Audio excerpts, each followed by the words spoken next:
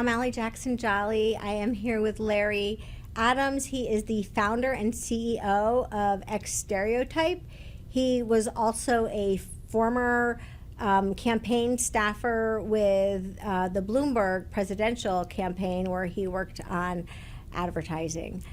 Larry, welcome, and thanks for being here. Thanks, Ali. I really appreciate it. It's so cozy here. Thank you for having me. Yeah, no, I'm excited because, listen, it's 47 days until the Yes. national election. Feels like that's what everyone's talking about. But you're specifically here to talk about the fact that the black voter is hungry for more authentic advertising content. So let's just start by explaining, what does that mean and how do you know that that's true? Great. Thank you for having me. Great question. I think when we take a step back and we think about what authenticity is, there's many forms of it. It really comes down to language, it comes down to image and portrayal, and it also comes down to context. And oftentimes those things, those pieces all live within someone's mind or opinion. At XStereotype, what we've done is actually gone out and studied content over a long time horizon, and are able to actually quantify these feelings and these and created these psychometrics of understanding. So, taking it out of the realm of it's my opinion versus someone else's opinion, we've actually quantified how someone feels about authenticity. And when we pull that into a mix of other metrics that we look at, sentimentality, emotionality, low bias, that gives us a sense of what is someone's sort of openness and to lean towards favorability. And so it's not just black voters that want this authenticity, women, people of over a certain age. It's just a general human instinct to want to connect authentically. The problem is there haven't been measurement tools to help quantify and calibrate that for communications. And so we developed that. And so when it came time for actually connecting with this really important constituency of us black voters, we thought this is a perfect not only application of what we've been doing on the commercial side, but also much needed in political communications. The sense overwhelming that politicians are inauthentic is just, you can ask anyone. But the job of the communicator is to create that connection, create the connection to the constituency and drive the favorability, which we hope leads to a vote. Yeah, and so you said that representation isn't the same thing as authenticity, and yet looking at many of the ads on TV, it's not necessarily clear that those creating those advertisements understand that. So what is the difference? And then question 2, part B of that, if authenticity is required, does this mean that we should start to see an influx of dollars into black-owned media and those who have more than just a few black people working in their firm? This is you're hitting on a couple of points that we tackle every day, and is a personal passion for me, is driving equality in decision making in the back room. And oftentimes when you don't have the right people in the room to concept and to bring diverse lived experiences, it is communicated in the work. And so are there enough black and brown and gender included consultancy firms in the space? No, there aren't enough. And I think there's been a lot of talk about that. And I think especially this cycle, we're starting to feel that, because I think there's a sense that because the Democratic candidate is black, that gets you black. And it doesn't.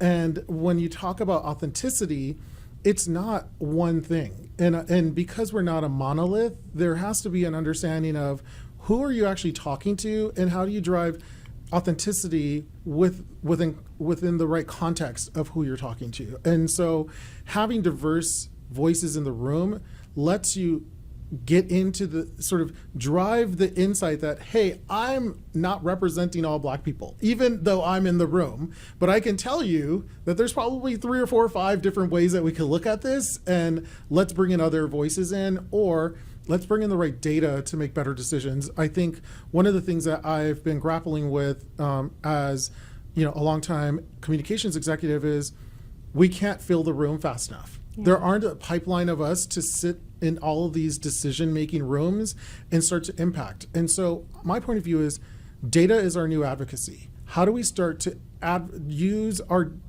new signals to drive into the decision-making of these closed rooms? Create awareness through KPIs, change understanding through impact measurement, and then that will, I think, from a cycle perspective, break the cycle of you can't make the same decisions over and over and expect different outcomes, right? And so with the data that we're able to surface now through measuring authenticity, measuring that as it relates to favorability, it really starts to drive home the fact that you need, as a decision maker that is not of the community that you're marketing to, it begs the question to them and highlights something that is not aware to them because of their lived experiences. I have a problem here, or I have an opportunity. And I think more than a problem, we see it's opportunity, it's growth. And true growth comes from incremental audience acquisition.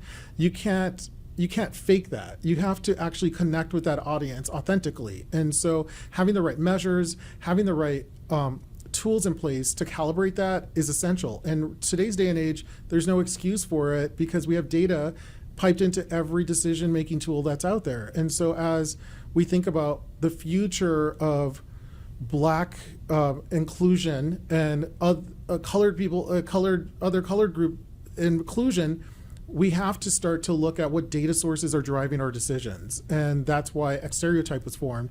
And that's why we've got ourselves right in the middle of content creation in this cycle, because the same data sets that led us astray for so many years, and also were the underpinning of how the whole conversations have been set up, are falling apart.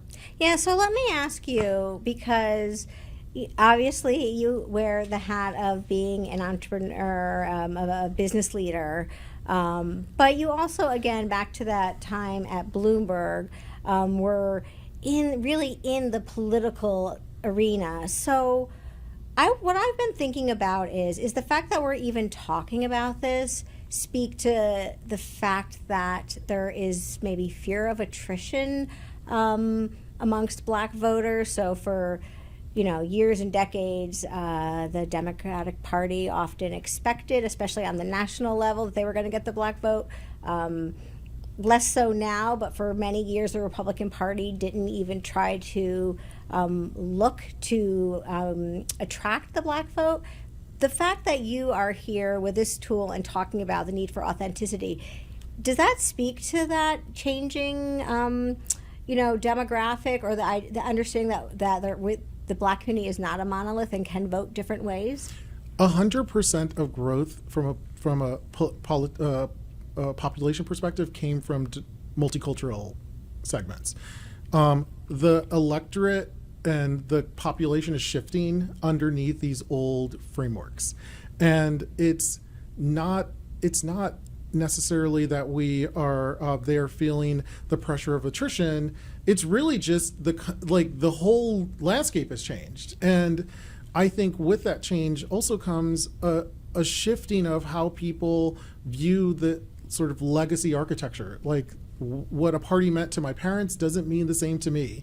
And I think you have a lot more people who would define themselves as more independent and not aligned so holistically to parties, and will move to where they feel they are the most welcomed. And feeling welcomed and belonging comes through that authenticity and that context building. And so if the Republicans could figure it out, they would probably attract a certain a high level of those people that feel themselves fluid between parties, because it's not about in the past we labeled people, and now people are taking back their own identities and moving in a way that is more fluid and changes over time. And yeah, so speaking about that, just while you were talking, it made me think about the fact that there are even, let me ask this question as a political expert, are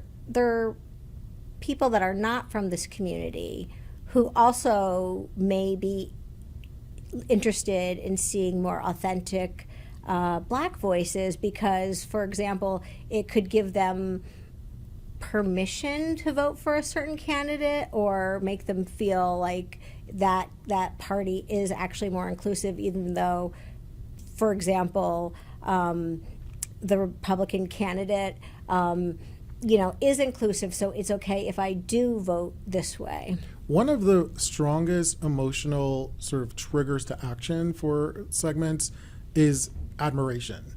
And so when there are high levels of inclusion and belonging and low sense of bias, you get this admiration emotion that drives people closer to favorability. So amongst white audiences, everyone, once you trigger this admiration through inclusion, you actually start to move people towards that favorability. So I think there is a huge opportunity across the board. I think Democrats, we have I would say we have the diverse coalition and the mandate because of that to create these spaces and platforms that are welcoming.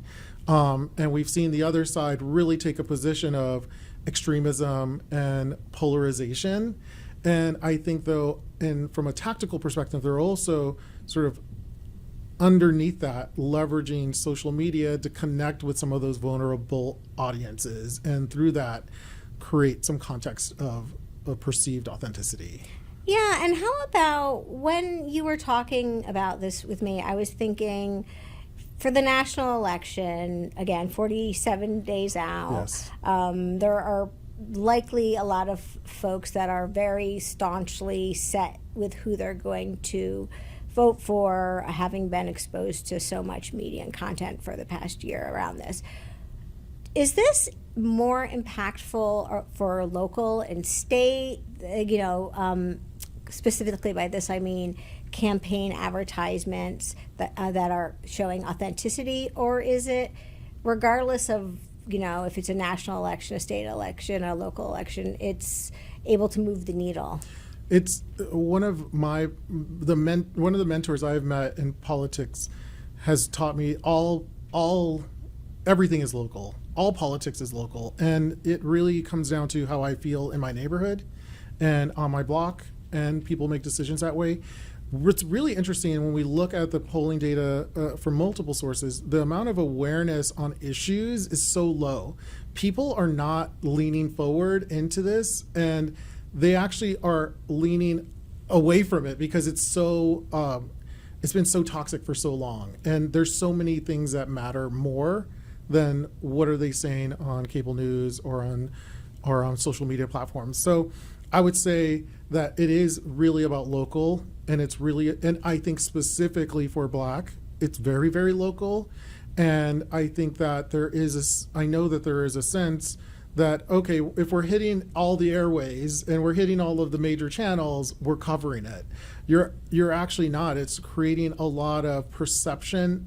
I would say it's false precision, and everything has a top, and you have to also have a really strong ground game, especially if you're trying to influence an audience that's leaning out.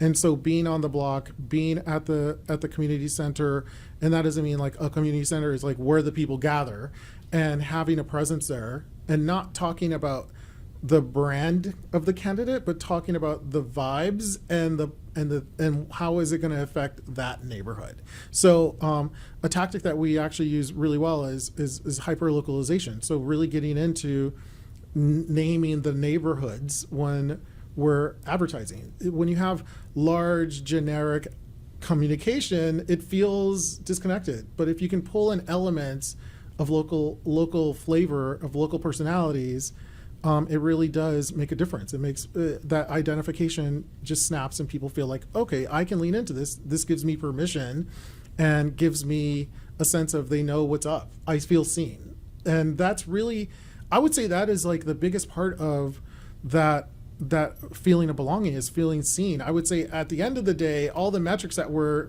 providing is a way for the audience that we're talking about to be seen by the decision makers. And that unlocks everything. So that's what we're really focused on. I think from a political perspective, there are a lot of transitions happening. You know, we have generational issues, and those things are coming to bear. We even saw that at the top of the ticket. We see lots of those same sort of cohorts now transitioning, and it is a transition of skill sets. It's just of tried and true may not work anymore, and a bit more risk taking has to happen, and that is very, very scary to most political operatives. Yeah. Is making the shift. So, Larry, now we are out of time. Thanks so much for being here Ali, with us. it's so great to be making here us with you. all a little bit smarter about how ad campaigns can maybe impact the national election, and how the Black voter may be attracted to authentic content. I'd love to keep the conversation going. Yes, great. Thank you so much, Ali. Great to be here. Thank you.